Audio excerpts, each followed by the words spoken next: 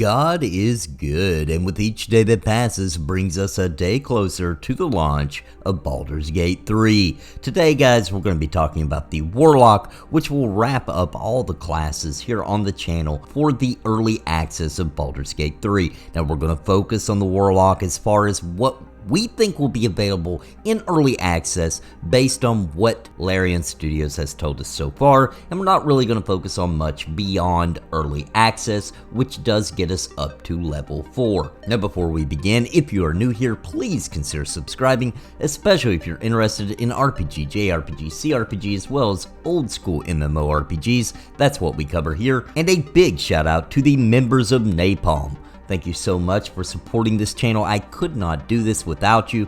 And if you are interested in becoming a member of Napalm, please click the join button down below. So let's get started. So the Warlock is defined by a pact with an otherworldly being. Sometimes the relationship between Warlock and patron is like that of a cleric and a deity, though the beings that serve as patrons for Warlocks are not gods. Warlocks are driven by an insatiable need for knowledge and power, which compels them into their pacts and shapes their lives. Their thirst drives Warlocks into their pacts and shapes their later careers as well. Now, at very first level, the Warlock does have otherworldly patron as well as pact magic. So let's start with otherworldly patron. This means that you have struck a bargain with an otherworldly being of your choice, the archfey, the fiend, or the great old one. Now, at first level, you'll also have access to pact magic and cantrips. You'll be able to choose 2 cantrips of your choice, and with the pact magic, of course, that will be bestowed on you by your patron, and we're going to talk more about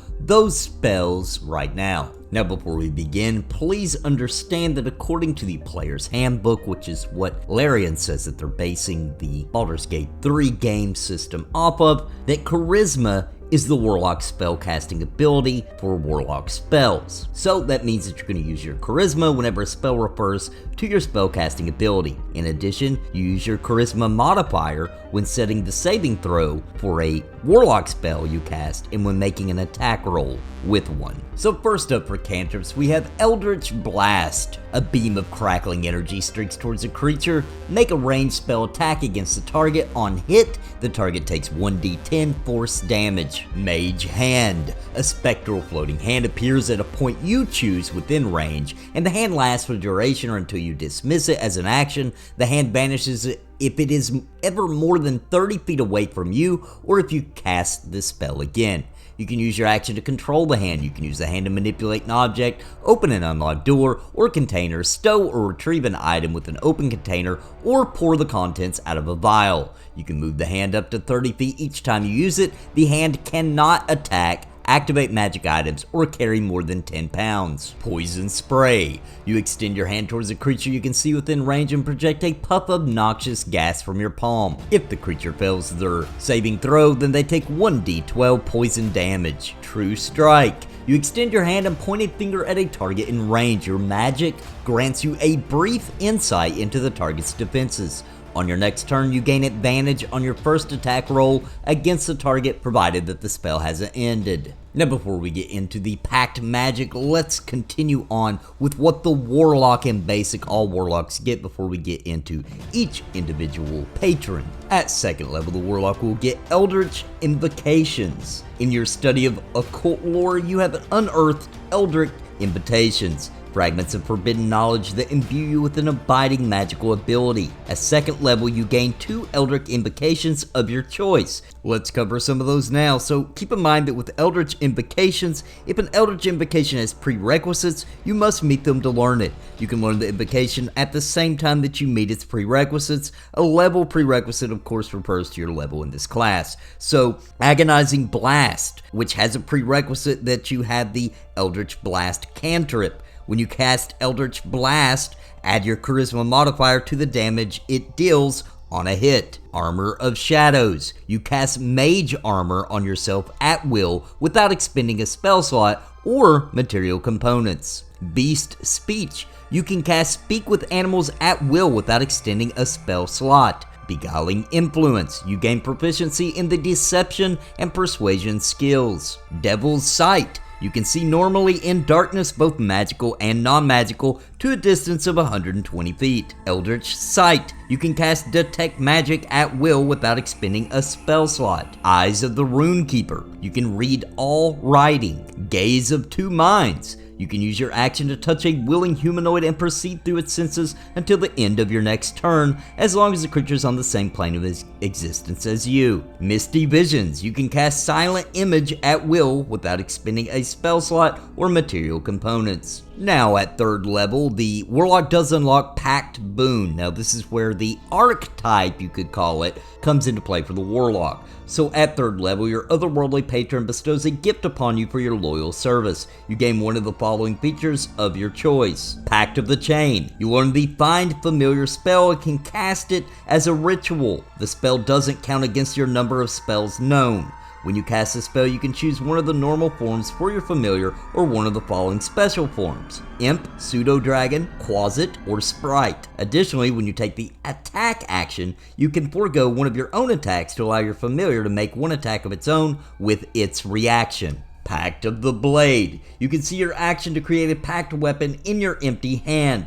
You can choose the form that this melee weapon takes each time you create it. You are proficient with it while you wield it. This weapon counts as magical for the purpose of overcoming resistance and immunity to non-magical attacks and damage. Your pact weapon disappears if it's more than 5 feet away from you for 1 minute or more. It also disappears if you use this feature again. You can transform one magic weapon into your pact weapon by performing a special ritual while you hold the weapon. Pact of the Tome. Your patron gives you a grimoire called a Book of Shadows. When you gain this feature, choose 3 cantrips from any class's spell list. Now for the sake of early access, only the ones available for early access I would assume. While the book is on your person, you can cast those cantrips at will. They don't count against your number of cantrips known. If they don't appear on the Warlock spell list, they are nonetheless Warlock spells for you. Please keep in mind that each Pact Boon option produces a special creature or an object that reflects your patron's nature. Pact of the Chain. Your familiar is more cunning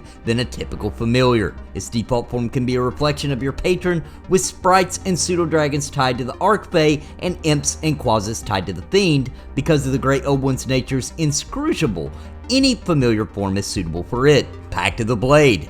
If your patron is the archfey, your weapon might be a slender blade wrapped in leafy vines. If you serve the fiend, your weapon could be an axe made of black metal and adorned with decorative flames. If your patron is the Great Old One, your weapon might be an ancient-looking spear with a gemstone embedded in its head, carved to look like a terrible, unblinking eye. Pact of the Tome. Your Book of Shadows might be a fine, gilt-edged tome with spells of enchantment and illusion gifted to you by the lordly archfey. It could be a weighty tome bound in demon hide studded with iron, holding spells of conjuration, a wealth of forbidden lore, or about the sinister regions of the cosmos, a gift of the fiend. Or it could be the tattered diary of a lunatic driven mad by contact with the Great Old One, holding scraps of spells that only your own burgeoning insanity allows you to understand and cast. And finally, at 4th level, you will get your ability score improvement, which increases one ability score of your choice by 2, or you can increase 2 ability scores of your choice by 1. As normal, you can't increase an ability score above 20 using this feature. Now we're going to cover the different patrons, because different patrons give you different spells, etc. So let's get into that. So these are the otherworldly patrons. The beings that serve as patrons for warlocks are mighty inhabitants of other planes of existence. Not gods, but almost godlike in their power. Various patrons give their warlocks access to different powers and invocations and expect significant favors in return. Some patrons collect warlocks, doling out mystic knowledge relatively freely, or boasting of their ability to bind mortals to their will. Other patrons bestow their power only grudgingly, and might make a pact with only one warlock. Warlocks who serve the same patron might view each other as allies, siblings, or rivals. The archfey. This patron is a lord or lady of the Fae, a creature of legend who holds secrets that were forgotten before the mortal races were born. This being's motivations are often inscrutable and sometimes whimsical, and might involve a striving for greater magical power or the settling of age-old grudges. Beings of this sort include the Prince of Frost, the Queen of Air and Darkness, Roar of the Gloaming Court, the Green Lord Hassan, and Prince of Fools and Ancient Hags.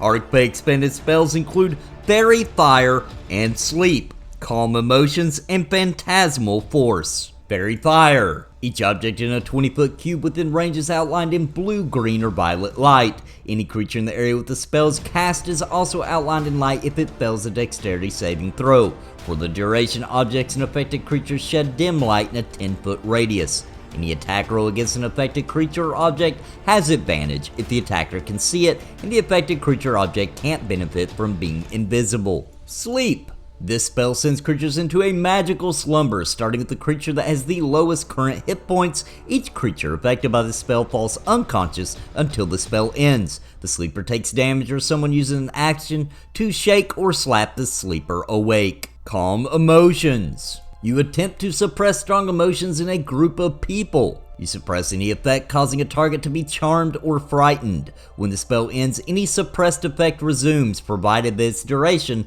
has not expired in the meantime. Phantasmal Force. You craft an illusion that takes root in the mind of a creature that you see within range. The phantasm includes sound, temperature, and other stimuli, also evident only to the creature. While a creature is affected by the spell, the target treats the phantasm as if it were real. The target rationalizes any illogical outcomes from interacting with the phantasm. For example, a target attempting to walk across a phantasmal bridge that spans a chasm falls once it steps onto the bridge, as it is simply just an illusion. Now, if this is in Baldur's Gate 3, I would assume since it is a video game, that would just give you a few options of different things or tricks of the mind that you could do. Now, if you choose the archfey as your patron, then it's also worth noting that you will also get Fey presence. Your patron bestows upon you the ability to project the beguiling and fearsome presence of the Fae. As an action, you can cause each creature in a 10-foot cube originating from you to make a wisdom saving throw against your warlock spell. The creature that failed their saving throws are all charmed or frightened by you, your choice, until the end of your next turn. Once you use this feature, you can't use it again until you finish a short or long rest. Now let's talk about the patron called the Fiend. You make a pact with the fiend from the lower planes of existence, a being whose aims are evil, even if you strive against those aims. Such beings desire the corruption or destruction of all things, ultimately including you. Fiends powerful enough to forge a pact, including demon lords such as Demogorgon, Orcus, Fraz-Urb-Lu, and Baphomet. Archdevils such as Asmodeus, Dispater, Mephistopheles, and Belial, pit fiends and balers that are especially mighty, and Ultraloths and other lords of the Yugoloths. The fiend spells include at first level Burning Hands and Command, and at second level Blindness, Deafness, and Scorching Ray. Burning Hands. As you hold your hands with thumbs touching and fingers spread, a thin sheet of flames shoots forth from your outstretched fingertips. Each creature in a 15-foot cone must make a dexterity saving throw. A creature takes 3d6 fire damage on a failed save, or half as much damage on a successful one. The fire ignites any flammable objects in the area that aren't being worn or carried. Command. You speak a one-word command to a creature you see within range. The spell has no effect if the target is undead, if it doesn't understand your language, or if your command is directly harmful to it. Some typical commands and their effects follow. You might issue a command other than one described here, but I would say for the sake of this being a video game in Baldur's Gate 3, this is probably somewhere in the range of the options you would have. Approach. The target moves towards you by the shortest and most direct route, ending its turn if it moves within 5 feet of you. Or drop. The target drops whatever it is holding and then ends its turn. Or flee. The target spends its turn moving away from you by the fastest available means. Grovel. The target falls prone and then ends its turn.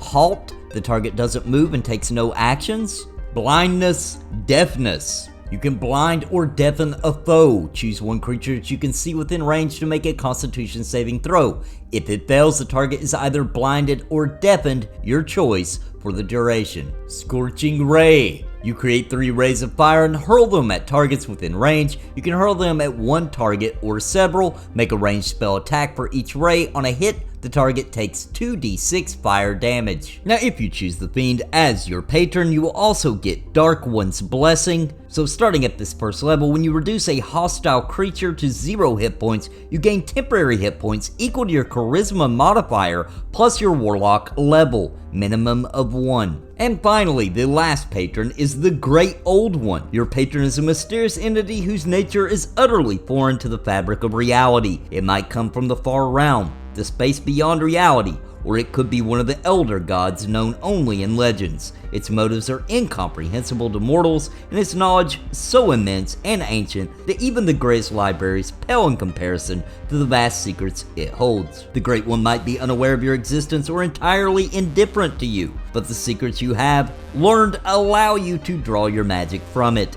Entities of this type include Guanadar, called the That Which Lurks, Tharizdun, the Chained God, Dendar, the Night Serpent, Zargon, the Returner, Great Cthulhu, and other unfathomable beings. Great Old One spells include at first level Dissonant Whispers, Tasha's Hideous Laughter, and at second level Detect Thoughts and Phantasmal Force. Dissonant Whispers. You whisper a discordant melody that only one creature of your choice within range can hear, racking it with terrible pain. It takes 3d6 psychic damage and must immediately use its reaction, if available, to move as far as its speed allows away from you. The creature, however, doesn't move into obviously dangerous ground such as a fire or a pit. On a successful save, the target takes half as much damage and doesn't have to move away. Hideous Laughter. A creature of your choice that you can see within range perceives everything as hilariously funny and falls into fits of laughter if the spell affects it.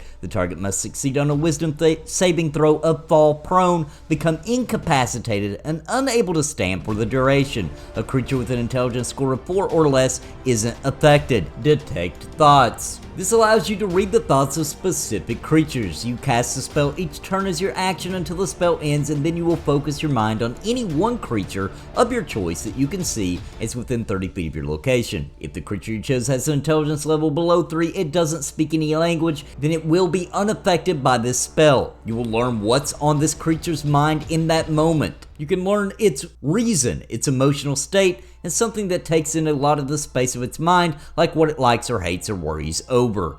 This is one of those spells I'm not sure will actually make it into Baldur's Gate 3. And last we have Phantasmal Force, which we've actually already covered earlier. This is the one where you create an illusion that we talked about earlier. And that, my friends, is a very good look at the Warlock and what we can kind of expect most likely from it in Baldur's Gate 3. I hope you enjoyed the video today, and if you are new here, please consider subscribing, especially if you're interested in Baldur's Gate 3 content, as well as CRPGs, RPGs, JRPGs, and of course MMORPGs, and I specialize of course in Pantheon, Rise of the Fallen. And a big shout out to the members of Napalm. Thank you so much for your support. I could not do this without you. And if you're interested in becoming a member and helping support this channel, please click the join button down below for more information. And of course, until next time guys, and until the release of Baldur's Gate 3, God bless and happy gaming. Please listen to what I say. I've been making videos all day.